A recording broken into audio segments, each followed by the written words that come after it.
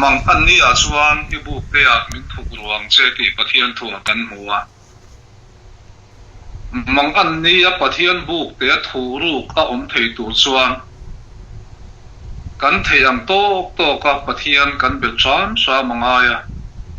pathian noi om lo tan chuan pathian in mang an ni a buk te a thu ruk thei ngai na kha om lova chu wang chuan kan mang an huna po pathian buk te thu ruk kan ni theina tur tan kan omun thewa a har sadeu ani po in ti sam lalpa kan hena omani ti siat na ne na poison na neya malam kan pan sam khangaya mishim lama chuan beidon changte theive tak lowang ti ngai tuan changte a tiang hian omri photila nakina kan la tiang chu ti kha tun hun tha lo anga kan ngai hun tha chan ti zel turin pathianin min ompui ta dani te ka sia ila chu chan tu chan na tin se chang khan ka reu rom dewatin kan zai kha alom le maya in bot seina o tha ti sia reng maya ya kan sil tu mil de te tin ne soundtrack ne na voi khat zai na ani har khop maya tiang te po hi alom le mai lom thu te po kan sil til bok chewa ai chuan zai thiam le mai ti kha kan sei duwa chu sa kha zakwa somriat pakwa khan thu set kan nei ya kan zai tura kan ruat sa sai lo thangi kha thil ai suala wal vak mai sia zai thei ta lova program om sa ani wang khan tunge zai ang te ka zai mai ang ka ti ve ngot mai ya ka va zai ta a zai chu ka zai chuan ve nge mai in kho ba na ka thian ten I thiam le mai po min ti lova I va zai ring em min ti ve ka chu zong chu comment ka don ani ya amaro chu pathian fak kan ti ka setlata kha apoi mo pathian kan fakani ti sia reng apoi mo ni ti chuan hei zan kan sadi nei tur hi enge ni alung le tha lo ang reng khop maya pathian thui lung le thak lo zong de hi oma lung le thak zong de hi oma tin mit tui ko chuak zong thu te hi oma chen chu mit tui ko chuak lo zong thu te hi om thina ni tin me che chu tlang pui thu chuan a thu lam panga po henin boi lak lova a thu ka henin boi me che hi chu mo kan pastor senior a thi to ta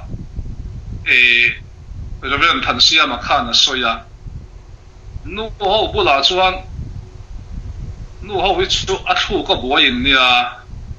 kan oki han ti dang lamela o kalvari tlanga gal hi suan kan sual ka turina kan ai o thia thuk nei chuan amen hallelujah antia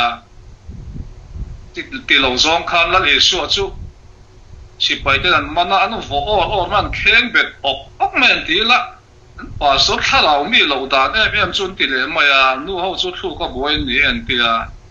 chu tiang de chuan ni anu ho wi chu kan rel ru te hi tui dul ma dewa mi pa hinlung te chu tui dul har dewa zaina kan siam tur po hi ya lung ti leng lo zong angai zong lo zong thu deuh khania ama ro chu kan siat nge ngai si poimo ani awangin zil kha a poimo kan ti tin ya bible study kan nei hian eng ti ziange ni thupa cho hi ngai zia maya kan zia tu ka din sil khan bung thum chang khata changa chang li ti khan kan hanin sil khan ya changa khatel ren je chang khat ka kanan mai le sa ma changa na kha chung chu kan ni vela chu hwang chuan zain khan kan chon tu khan changa na aron chiat khenga long khop maya kan in siat ti na khan chang li da thleng ka in siat ti la chang khat kan bel le thung don ti na ni ti chuan zil chan ila kan ngai to na po te ma zandang ai chuan kan lo pek deuh po anga ya atia benga han ngai tha ka chu ni mo han ti mai tur pia lama khan lo ngai to zui ngai ve deuh te po om pel boka chung te ni wang chuan zan dang ai chuan kan ngai tu na po kan lo sen de wakaya hian zit tran don ta ila bung thum chang khat a khan tin hei hi shero nin nu nga te chuan hun khil tak te alo omang hei hi shero tin bul an chana eta shero tia il ko polan an soi hi ngin na ani lova thupe ani lo thi thlai vela lo ngai tu vela edem chan huna ti anga in ngin na ni lova ni thupe ania i hringe ngei tur ani ati na ni chumi ni chuan ke ni po in kan hriat ngei tur zina mi ani ti na ani tela tin heta sia tia il ko polan an soi shero atia sia tia asoi hi thin lunga vong tlat ti na emo tin voi khat hriat mai atok lova senon foro atina I ani tel boka chu wang chon helai thu hi til ko pola hian etiang taka thupe ngen na ni lova ape ka wang hian ring tu zong zong tan apoi mo hle ni ti kha asiata in ninun hu nga te atia kan bible tong kam hi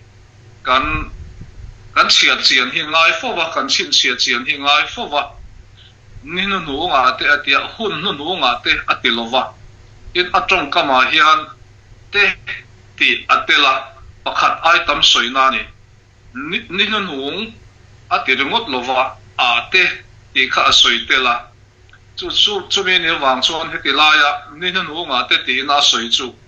Isua Krista khovel lo kala apia na changa Isua Krista a local le hun thleng zong zong kha ninanu ati chu ni ninanu nga chuan Isua Krista khovel chandam turin a local nga Isua Krista chu kan tan atuari la thi nga cross an khem betang a tho le nga chu menu a chuan ninanu nga metin chunga ka kharau ka le yanga ati boka ninanu chu akal zela ti chuan atop na tu chu Isua Krista local le na khari ta ni ti chuan heta ninunung te ati hi chu Isua Krista khovel local atanga Isua Krista a local le hun tu in kar zong zong soina ania wang khan pakhat item a te ti hi asoi telta in kan chin sia tel tu chu mimaltan ninunung a oma tin khovel pum puitan ninunung a om bokani hetilaya asoi hi chu mimaltana ninunung anilovani mimaltana ninunung soi chu athina I kan soi china hi ni a mimal thi un khan tan hun nu an ninunung ani chumi chu helai na soi hi ni lo helai soi chu khovel puitana ninunung asoi na ania chuti ani chuan tun hun hi eng hun nge ti ta ila tun hun hi ninunung a te atia kan om ti na ni lai poi kan sin sia na nga ya ni tuna kan om mek na hun hi eng hun nge ti in mi in min zo ta sela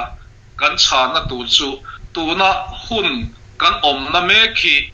ni nu nga te ti bible na asoi hi ni ti kha kan cha na tu chu ani in ke ma ni nge point kan chian nge tu ani kan om na hun hi tu na kan om mek na hun hi ni nu nga te kan om ani ti kha kan sin sia anga ya chu til ko pola hian hringe nge ro at min ti tak khani ta ni thu pe kan ni kan ti na chan po khan ni a tin hun khil tat te alo omang atia heta hun asoi hi bible la hian hun sin hi asoya in Greek ho po hian hun sin hi an soi thina chu kairos le chronos antia kairos su hemi hun bi in thak siglesa in thak tia kan soi thin hi nia chronos kan ti chu ni kan chian mek te da kar bi kan chian thin te khania te chuan til ko polan hete la ya soi hi chu dar kar bi le ni bi kan chian an khani lovin sikle sa in thak hun pum pui soi na khani a chu mi hun pum pui a chuan hun กันมันเมคีขีลขานตักอันนี้ตีข้าอรุณสวยตาเนี่ยอรุณสวยตาเฮตาขีลตียาสวยฮีกันไบเบิลเฮียนอเลลินดังชวนหุ่นฮารุสาตีเตหุ่นเหล่าตีเตอินโกลตีเตปนสวยบกะมันท้ายบุ้งเรียจ้างสมนิปเรียตาคานกัดดารินรำหัวอิโซลกันหัวข้ากัดดารินรำหัวอิโซลสวยนาคานอักโกลเล่มาอยากตีข้ากันหัวบกะข้าตะโกลตีจงกังก็เฮตาขีลตีเนียนยันจงบุลละมาจนอันเชียจูบางชวนเอมีขีลตียันจส่งสันชนข้านี่ตาติชวนกันไบเบิลเฮียนนี่นั่นหัวติชวนจามที่อัตลาอ่างเสียเลงอ่างอินโดทุทังเดปอินเสียอ่างที่อสอยซูมีเจ้าจูนี่นั่นหัวที่โลเทงเลตูอสอยนี่โลตานี่ไอ้ริงตูเตนะกันไม่ฟูชินไลนี่ตานี่เกี่ยมันยังไงปอเฮียนนี่นั่นหัวจุงจางกันไงทักเลยกันสวยชินาเฮียนอินโดเตลีนหิงเตจามเตขัดยังทักกันสวยชินเฮลาฮีกันสวยไม่เล่าชินทุ่งจู่บางส่วนหุ่นเราเลยตัวเราพอนี่นั่นหัวจุงจางกันสวยเฮียนเฮลาทูฮีนี่นั่นหัวแต่อาทิตย์เราเข่งตัวชินเชียนะอาทิตย์เมกันนักกินเราเข่งตัวไม่นี่เราวิตัวนาพออาทิตย์เมกันนี่ตีค่ะเสียเตลอ่างอาทิตย์ตัวอาทิตย์เมกะอาทิตย์เสียโดนอาทิตย์นี้ชวนอันนี้ชวนเฮตาหุ่นขีลตักเราเข่งตัวเลยกันสยังคานจามตลาเตสิเลเตอินโดทุทังเตขัดยังคานเนลวะทินลุงสัวเลนะอัทุนุนสูงจากเราเข่งโดนอักขีลให้ตักฮีอักขีลอติชันฮีนิตานีสัวทุนุนทินลุงปูฮีเขาเวลาจวนสูงสัวทุนุนทินลุงปูเตเนเลช่วงหัวนุ่นเสียอวางบวยน้ำมังอันนั้นสันเราเข่งอันนั้นสันวางอินอักขีลที่น่าสวยตาอันนี้จวนส่วนทุนนทินลุงปูเตหิตูเตงส่วนทุนนทินลุงปูเตจูคริสเตียนเราเตหิกันนี่คริสเตียนเราเตกันนี่เตจวนมิสิงข้าเราส่วนนี้อัทุนนเตปคริสเตียนเราเตปกขักันนี่ตานี่จู่วางจนเฮลายาเฮียนคริสเตียนเราเตนี่นั่นแหละดินมุนอสอยจู่กันเสียเทียมง่ายเลยนี่อันนี้ตาที่ชวนจางนี่น่ะกันเลยตาอีละจางนี่น่ะชวนมีมานี่อินมังไอตูเตตั้งกังไงน่ะตูเตอินทิเวเตจับปูเตปะเทียนสวยสุดตูเตนู่นเลยปาผู้อ้อยโลเตลมน่ะจางเชื่อโลเตเทียมริมโลเตอันเดียจางนี่น่ะเฮียนสวลอิน่ะอัทุนุนทินลุงเสียโลลันชวนนะปะเรียดอันสวยตะพดไม่เนี่ยสุมียาชวนปะขัดอามาสับเปล่าเห็นมานี่อินมังไอตูเตอันติตามานี่อินมังไอตูเตอติเฮียนมานี่อินมังไอฮิสวลันงดโลตีกันเสียเตละง่ายนี่นั่นเลยสัวขานมาท้ายพุ่งสมนิปนิจ้างสมนิปจ้างสมทุ่มปะกัวขานนังมาอินมังไออังอินอีเวงเตปออิมังไอตัวละนี่ตีกันหัวนี่เฮมไลน่าสวยจุมานี่อินมังไอฮิสวละนี่เราอันนี้พูดมาอ่ะเกี่ยมาก็อินมังไออังคานก็เช่นเตมีดังเตกับมังไอเวตัวละนี่ตีน่ะอันนี้มานี่อินมังไอฮิสวอันนี้เรื่องงดลงอัมมาเอโรจูก็เรียนทนที่บุงอาจ้างสองปังอาคานดินอันนุ่งอันเตจูอันมานี่ตานะอันนุนโตลบอันที่อายที่ทงเลตันอันนุนโตซองนะตูรินอติยามานี่กันอินมังไอนะอัจูกันที่อายที่ทงเลคริสตาตานะกันนุนโตนะอันนี้นะอินหัดตัวนี้ทุ่งอันนี้ kan man thia mang chu mo man in mangai na hi ti sathila mani taksa in mangai nilovin kan thi aya thi a thole Isua Krista tana kan nun zok na tura ta na man in mangai na kha pathian bin mo sual lo chu ni ta khami ni lo ti sathila mani in mangai na ero chu pathian ma a sual ani ta mani in mangai na hi anua thil dang zong zong kan thin lunga sualina athunun thil sang sang ron shin chuak tu ani vekani mani in mangai na tangin chapo na te a in ti ve na te khatiang anua soi zong zong hi aron shin chuak ani chu wang chun mani in mangai na hi a chobul ani ber ome pathian du zong ni lo ti sa du zong a mani in da poi mo ber na hi sual thunun thin lung chu ni ta ni emi pathian thu thiam Augustina khan mihring sual chi sang sang lo chuan a bul chu manin mangai na hi ni ti la lo soi thina hi adik thui khop mai ina dot le a chuan tang ka ngai na tu te hi poisa tel lovin tun lai chuan kan nung thei mi alova poisa kan nei thei nan na kan thoka sille fen le nan na kan thoka le bar kan nei thei nan na kan thoka in le lo din nan poisa kan tho chuwa nga ya chumi poisa kan tho chuwa kan ma mo le kan ta na chu kan tho chuwa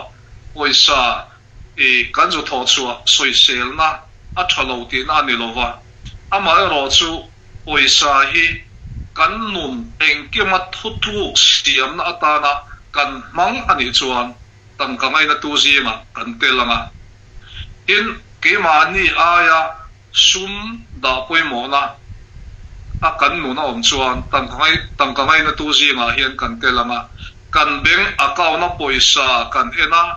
kan beng akaw na poisa lo tlem viau chon kan tha pa kan mang ang fo ni chuan tang ka ngai na tu zinga hian kan telanga kan beng akaw na poisa ai chuan pathian hi alian zo kani hi helai na kan chin chela kan chin chia tel tur ni anga thu fing te bunga chang so ma chuan tang ka sum ngai na tu chuan tang ka suma du tok amulowang ati ani tang ka suma hen du tok om theilo helai a hian langwal pakhat fiam thuan soi a tong trai na ka se suak zup mai a langwal pakhat kha tong trai a pathian ne na lalpa poisa man sen lo le man chop tu tle min pero atia chu tang kasum ngai nan na hen du tok chin om lo le ngani chu wang chuan tang ka poisa hi chu kan mamo kan thok chuak nge tu ni ma se tang ka ngai nat na hian lu a lo om lu tu kan ek tik lai nge tang ka ngai nat na hen kan lu kan siat lo ka ra hian kan lo om leng thei chu kan ro point ngai to ki relatin intivate hi entinge ani kan silfiam intivate om sia chu man in ta lang tum ngar chin te hi intivate chu ni a thil kan ti khom na mo chan vo kan ya kha ka chan vo na ya khan lalpa choi mo na le mi te na ke ma kal tlanga lalpa thil ti then an lo mo ai chuan mi te na min lo hriat lar ve na mi te min choi mo le fak na tura ta ma ni in ta lan tum ngar tin chan vo chung cha nga po pathian ro pui na tur ni lova ke ma din mun choi sa na tura ta na bo ro khel thin khatiang ha kan ni chot intivate te si nga hian ka tel ti na ni i china tel kan soi ka kan chin chia reng tu chu ke ko polon he thila soi hian heng sualina athunun thin lung te hi ring tu te le ring lo te an ni ring tu te si nga po he sualina athunun thin lung hi kan oma in ring lo te sualina thunun kha om bok ani i chuan chapo te atile ta chapo kan ti hi iwa chapo ve te kan ti awa chapo ta tha om dan so wa chapo ta te kan ti a om sia tak a chuan chapo ti hi pathian aya mani inda poimo tinani chu wang chuan chapo lo hi kan lovang ti turani mi pathian aya mani a inda poimo a pathian aya mi mani a inda ma sak to chuan pathian kha ring to zinga po number 2 a da to chuan a thin lung kha sualin a thunun zia ani to wang khan ama atangin chapo na kha omrenga chumi chapo na chuan trong kama te mit meya te chezia te thil ti ate alan te ta thina ni chu chapo abul omzia khani khami pathian aya mi ina mani a inda san to chuan a trong kama aba chapo te kan tia a mit meng hi aba chapo te kan tia itu tlung hu ya khan kan muwa Jerusalem nu te da ori kan kala ti ha kan muwa te ro da ora kal te po kha chapo na zia te po alo nia chu chapo te atia soi kha ni ta ni pathian soi che tu te atile ta enting nge ring tu te zinga pathian soi che tu te an om thei kan ti mai thei ya an mani ka atang khan pathian soi chiat na a chuak mi alo Isu soi chiat na kha chuak mi alo Isu kha an ka tangin Isu ai an sedung nam ro se ti emo Isu ai chu ka ho tak tak ani ti emo kha ka a chuak mi alo ma se pathian soi che tu te ni thei dan a thunga midang te kan musithian pathian kan soi chia ti na ni pathianin ama an puin mi hringa siama chu pathian an pui mi hring siama te chu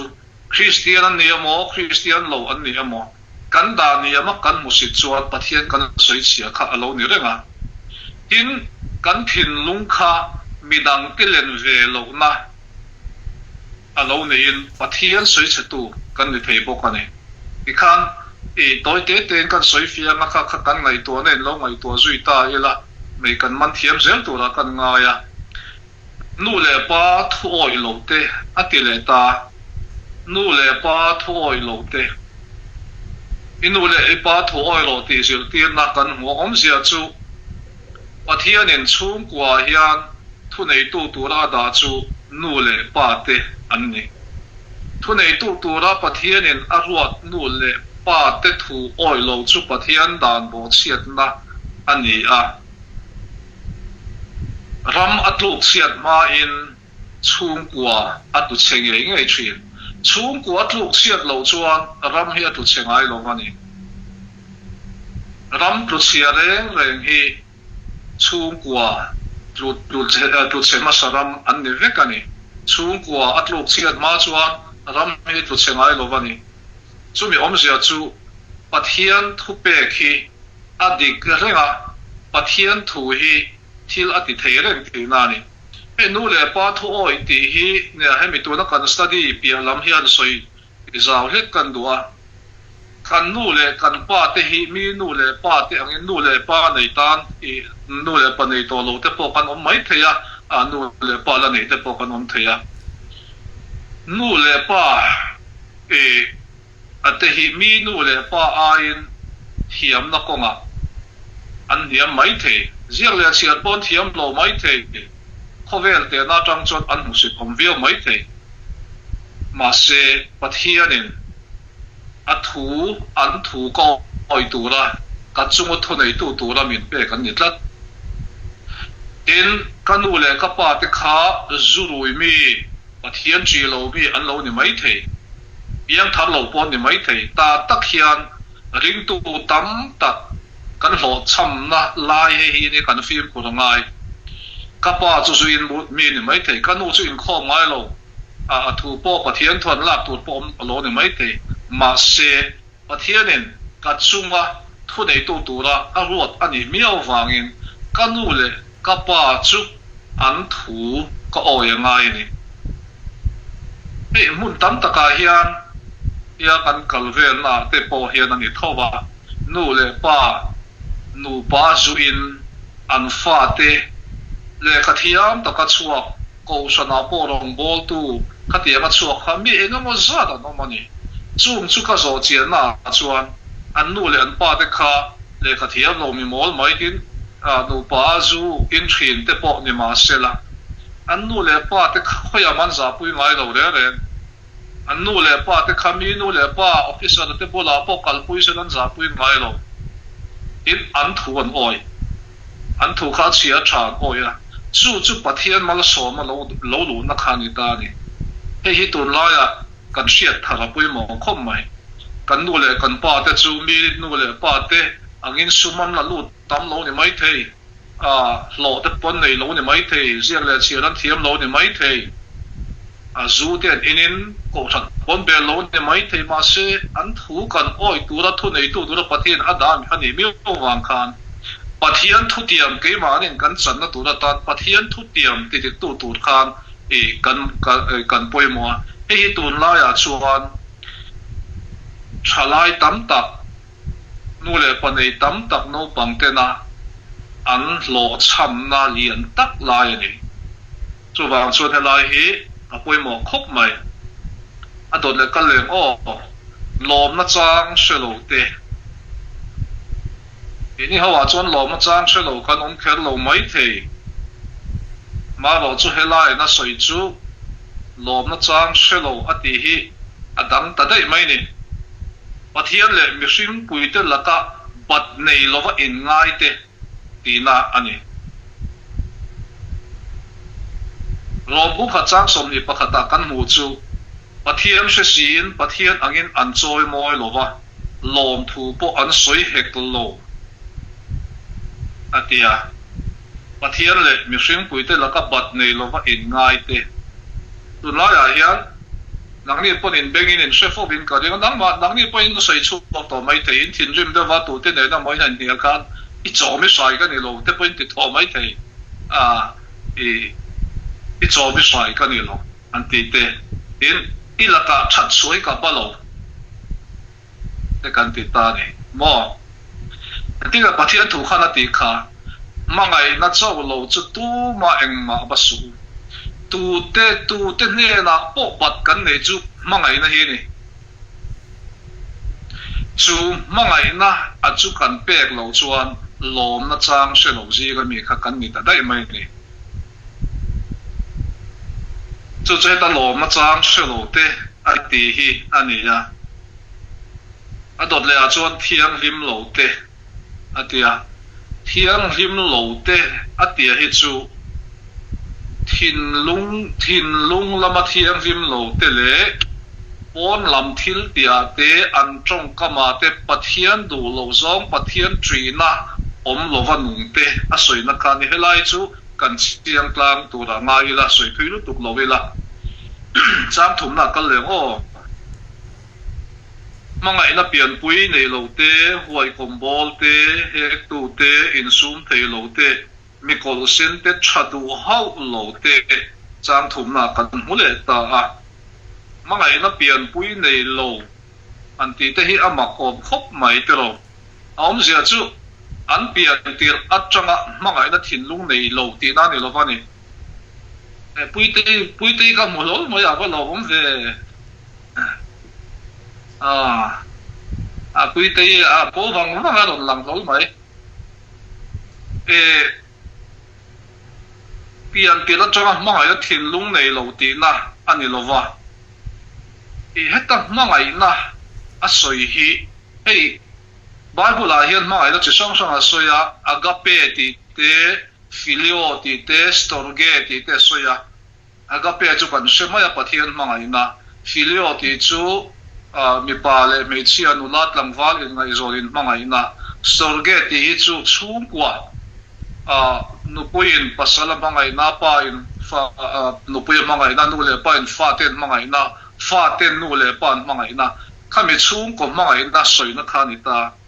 mangai na pian pui nei lo te ati hian chung ko mangai na khatiang nei reng lo te soi na khani ta helai chu kan mu kan se khat vio om ke mani po hian heng chu kan ral khat khil ke mani lama kan pa te mangai na kan nu te mangai na kan pian pui mangai na te kan pian pui una mangai na te kan ne hela he chu kan tel lo mai the ya mà rồi chú nên nó nung tê tê chin chiên hiền cái tuần lai nuin nào bà ya phát sinh phát sinh khá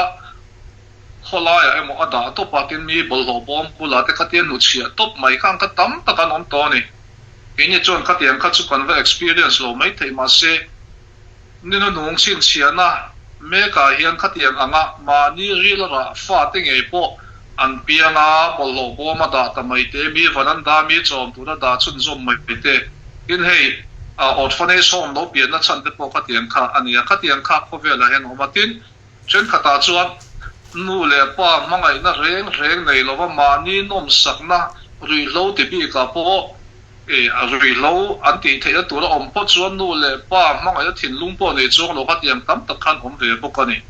ka tiang khan i mangai na pian pui nei lo ta ti he an pian te lo changin mangai na thin lung an nei lo ti na ni lo vin mangai na the na thin lung chu an nei renga ama lo chu chung sualin a thunun awangin an che le an chong kama pian pui mangai na pian pui nei lo ang mai an rom lang ti na ni in huai kombol te atilea huai kombol ei tuna kan han zir sang hi ne na kena in siar le hu na po ei hi chu mi ti na chu ni ti kan siat zui zel kan siat fia zel kha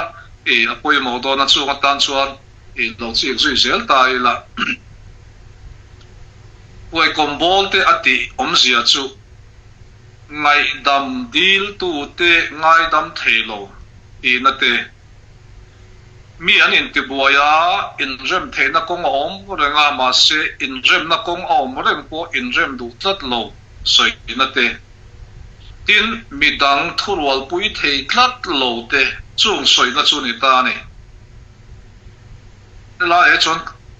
kan lo tel to mai thei heng si nga hian kan lo kan tel mek bok mai thei malam huna heng ang huni kan na tok mai thei huai kombol te si nga tel lo tur hian kan thin lung kan lo buat sai akhangai ni ngai dam dil tu te ngai dam thei tlat lo te huai kombol an nia tu te ne na mo in ti buai na kan ne ya nu pui pasal te ne na mo unau te ne na mo thian te ne na mo in ti buai na kan ne ya in rem the na kong a om reng po in rem du tat lo khang thin lung pu kan ni chon huai kombol si nga kan omani in thil ti ho na midang te ne na lung rual taka thil ti ho tur kan ni la ya midang thurwal pui thei mi alo zi nga mi kan ni chuan huai kombol zi nga kan tela ni na nu nga te atia chu mi lo om tur chin sia na ti dik tu zi nga chon kan om don ti na ni chu wang chuan ni na nu nga te ti lo om tur chin sia na ti dik tu zi nga hian tel lo tum zel tur ani hek tu te atilea hek tu te an ti hi midang chan chin adik le dik lo selova soi thin te hi hek tu te an ni a in trong kam thalo midang te soi na na mang thin te hi hek tu te an ni boka tin mi an nung lama rel ching te hi hek tu te ti bible na asoi te chu an ni ta ni ai hian be chi hi kan tel tam thin lang puin mi pa hi chu tuai ten hi wat lo chuan an tel tam vak lo ti anga hian mo tun lai mi pa hi kan trong the ta kho maya me chi me setluk zz hi tuai po ne chuang lem loi kan chuak thar ta fur maya ni na nong chin siana te po ni zelanga sam za pakhat na changa a soi chu tu po aru ka aveng te rel chu ka ti bo ra lang atiani pathian du lo zong ki khan kanan zira nia he tu te ni na dan po kanan zir ta khatiang zir kan tel khachuan sima pathian ne na kan kir thuai ngai ani lo chuan tu po aveng te aru ka aveng te rel chu ka ti bo ra lang atiani social media di han thiri la nin hu nga te kan om to ti chu chiang ani te ro social media te hian ani ka dok thlu lo hian eng ma afin fiana po om lovin thil kan post na sa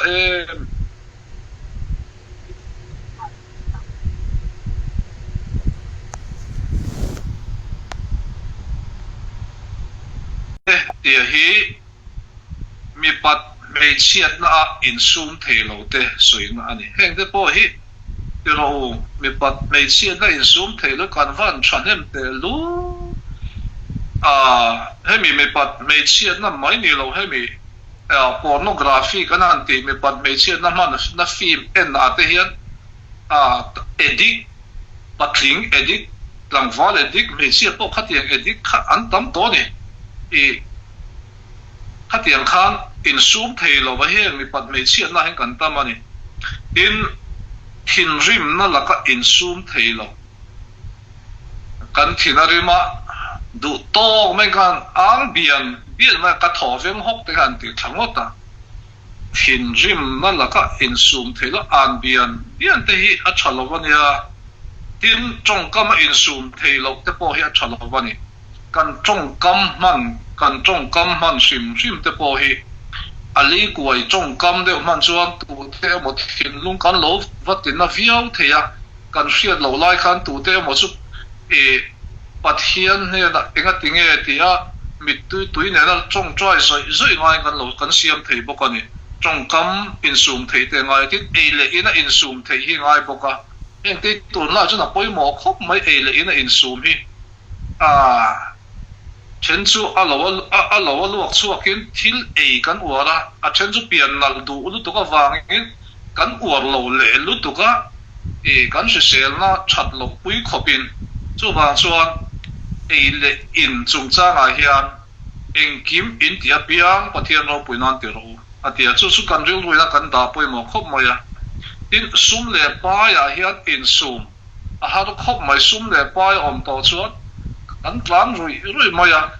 aga pen kho ma po hian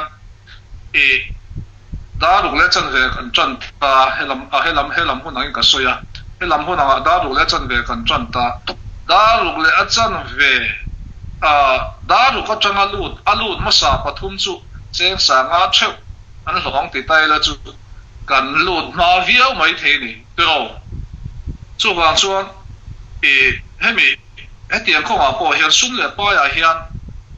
du chin tok te du tok chin te ne ngai ti na ni te la tin in cheina in sum thei lo hi tam khom mai chen khat chu pian nal fashion lo sexy de mai he tun lai mai che skin tai de mo ni kholai pian nal mi san lo ten an hain hamar pu mai te chu khir tui kan zak zok che pa khatiam te kha om ta in chen khat la khatiang ilem lo in com chol ni apia ma thom no thar le the ai so la ta pe chuan me che puan hi to wania chol ni bia ma puan thar di tun nei ko la thar ha tun nei chutta tu na pe chuan in ti mel chat kan han tu ma hen me ka pan man te chu om to khe chu om ma ya ma ro chu mit mul lem te kan vuata kan bin mul lem te kan titla pheng punga in mong ti chana mong lem te kan tia aloi vo kan lo pe chuan khel si la mong tam te hi oma khatiam khan in se na hian kan u chuak ta em mai ni chu wang chuan in sum thei na kha kan ne apoi mo ni ina dot le chuan mikol sente atia mikol sente an ti hian an ngai to la in ril ro khan in no pan lai te mo han ngai to ani chu kolan hi ati lu le pa nga mo nang ma ni nge pon in zu ko ti khen nei mai the ya ma se hela ina kol sen tia soi ta ka hi nge om zi ati tai la thin ri mai du tok lo wa tharum tho thin te soi na ni mikol sen ti hi thin ri mai du tok lo wa tharum tho thin te heng hi tun lai a luar khop maya social media lo mu thin karing heng me zora ma te tin khovel mun da ma po clearol te zan rei tak kan le in sual ron luai te in soi sakaron te ka an chi mai ni chu wang chuan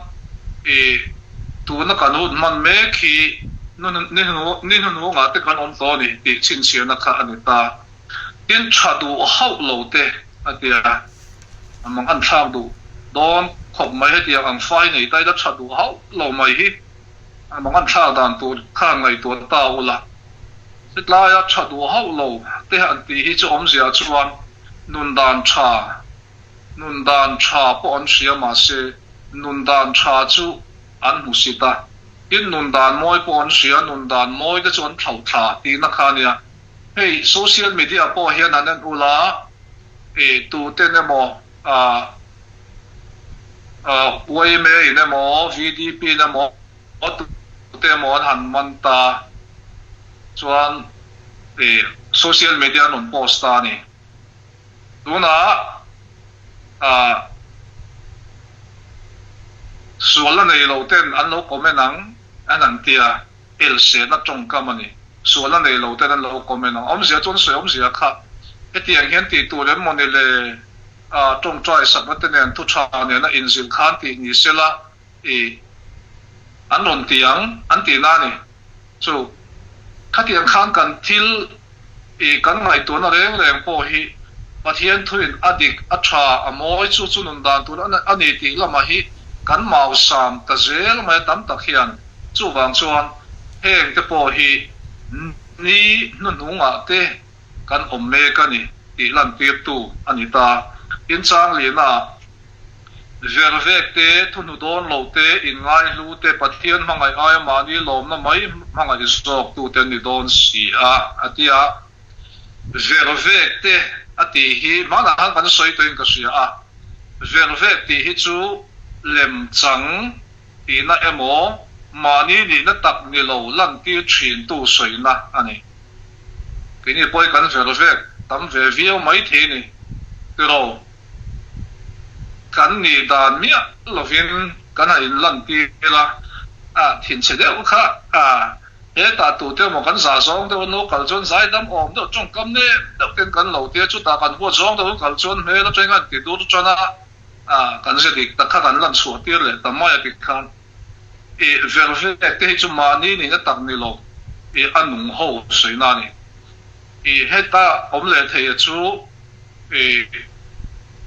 Christian piang thar ni mi asilo piang thar ang taka chong trai chin piang thar ang taka tu soi chin piang thar ang taka thil te po ba ti ve chin piang thar ang taka thil te po ba soi ve chin ma se achum re la chon atak mi asilo chu tiang soi na chu ni ta ni adot le chuan thu nu don lo te chu achiang mai thu nu don lo te ti ama ro chu achian mai ro yen hei hi thil hal takani hei hi soita ila hei hi tita ila enge ngong aneyang ti masa film khuru taka thil soi hi kan tlem khop maya film khuru taka thil ti kan tlem khop maya aso khok alo huna then khat chu apoi ti te kan che chuak chaw then khat pe chu aso khok om huwa po khang an thil soi awanga tu te emo an lo nan te point ho khatiang mai han huwa khatiang mai jul ru han ti na kan la ti zui le ta chu tiang thu tu don lo ang chi chu Christian si nga po hen kan tam mai nang ni point de fo bang pe lo man te zai nan soi do ta u la soi tu rin in nei cha bang chu na doble a chuan in ngai lu te heta in ngai lu ti a hian pathian ta na kan hlut na nen hian ngai fin lo tu la ni lalpa ngai in kan lu ani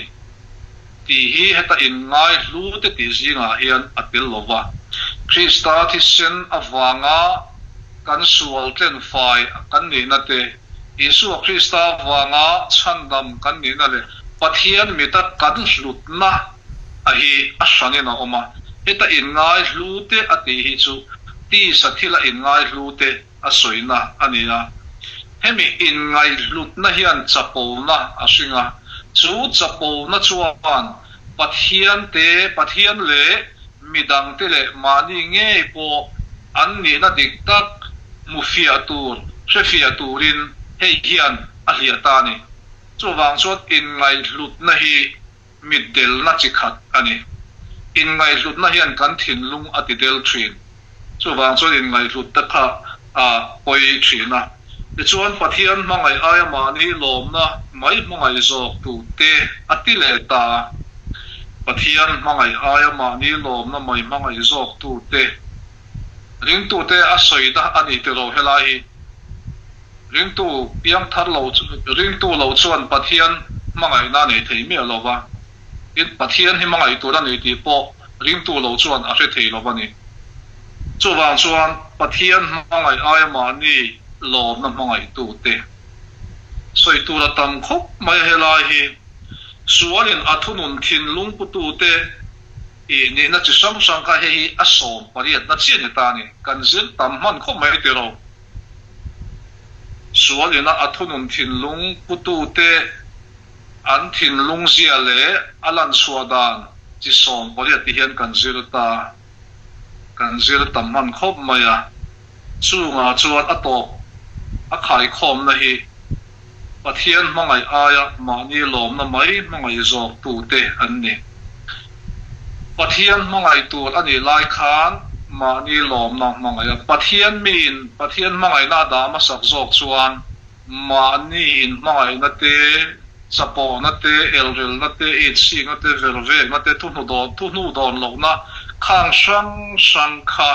ne in om china ama lo chu Pathian mangai aya mani lom na mangai zok china wang khan tu na kan soi ta zong zia kha mi singa alo nang chuak thina ni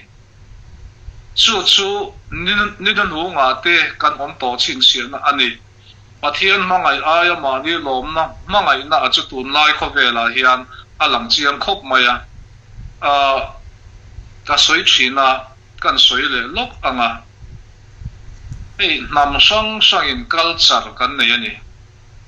culture chu kan se thiam ve kanga namina kan zia rang kan nei sui na hi ni culture chu enge ani Chinese in culture sanan nei South in culture san nei African in culture san nei Indian in culture san an nei Mizo in culture san kan nei ani ikhan culture sang kan nei kan culture sang ka mun khata ada khom vek theilo kan ni na ang cheu culture kan ni ang cheu khat a sang khia thlen omani ma se khovel mi swing zong culture pakhata min khum khom tu chu ma ni lom na mai mangai na he ni ta ni chu asap tongin soita ila consumer culture antia consumer culture hian khovel nam sang culture sang nei te hi culture pakata ti dan le nun dan phum pakata min khum khom vek ta ni ma ni lom na mai mangai na hian chumi ni wang chuan ni nu nga te ti hi chen khat chuan khoi lai la mathil thleng bi ka soi an va soi nu va mu fu hian ni nu chin siana ni an tingota ma se ni nu chin siana chu ram pakhat chu thleng tur an lo nam pakhat chau chunga thleng tur ani lo khovel nam le rampum pui hu apa thleng tur ani chu wang chuan khovel pum pui ni nung sin siana tu na thleng chiang em chu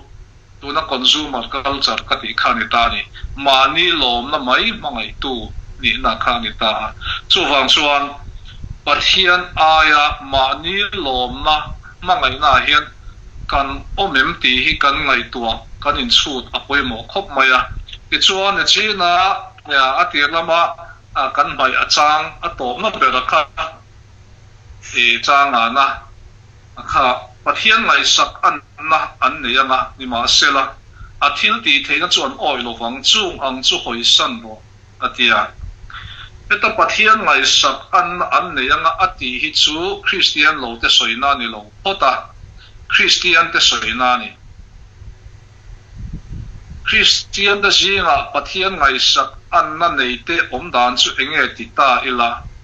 an chong chai ve thowa Pathian thu pon chiara an ngai tha ve thowa an in khom ve thowa ni ma sela chu an pon lam lan dan chau ania an chung rin lama chuan tu na nin nu nga te hun khil tak alo omang ati chi som pariat sang a soi kha an thin lung chunga om thung ani chu helai na soi om je hin ta ni Pathian ngai sak an nei anga ati hi Pathian ngai sak mihring ina lan tir na chu tong trai te Pathian tu chiar te Pathian tu ngai thak te Pathian fakla sak te in khom thin te chu Pathian ngai sak kan lan tir na ni ma se chu tiang le chung chuang a thil ti the chu an oi lo wang chung chu hoi san lo atita enge a thil ti the nan oi lo chana chu pon lam thil tia chuan an tong trai a Pathian fakla pon sa a an in khoma Bible an share Pathian tu pon ngai tha ni ma se an chung ril an thin lung ero chu Pathian thil ti theina tharau thiang hlim manga lo thleng thin khan chung zong chu an ne na tura tan an pengai lo tharau thiang hlim na ati hlum tur an pengai lo ati ta ni chu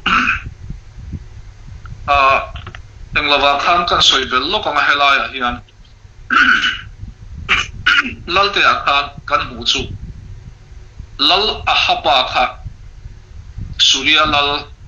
ben hada takhan lal amazia kha surya lal ben hada takhan ithil nei zong ifanute irote iram te hi kata ani ti na basila ta chun lal amazia khan ni ita vek kan ni alo tia apom thapani chuta surya lal ben hada takhan mi abati le ta chuti ani si chuan kan lo kalanga ithil nei inupui te ifa te iram te chu kan rom na to ne atita a phal tami alowani a khon bol pa te ko khoma chutiang chuan a ron tia atita ni om sia chu chong ka chuan lal amasia khan surya lal pa ne na ka athil nei zong ka hlan phal vek ma se surya lal khan a tak taka ron lak sak don phal to mi alo chu tiang sia chu helaya a soi hi ni Pathian ngai sak an nan ne anga ni ma se athil ti the nan oi lo wang ati hi chung chu ni ta ni Pathian ne na kan in hlan veka kan thin lung te kan engkim kan nei lo sum te kan hlan ta ma se kan thin lung ero chu kan hlan tel lo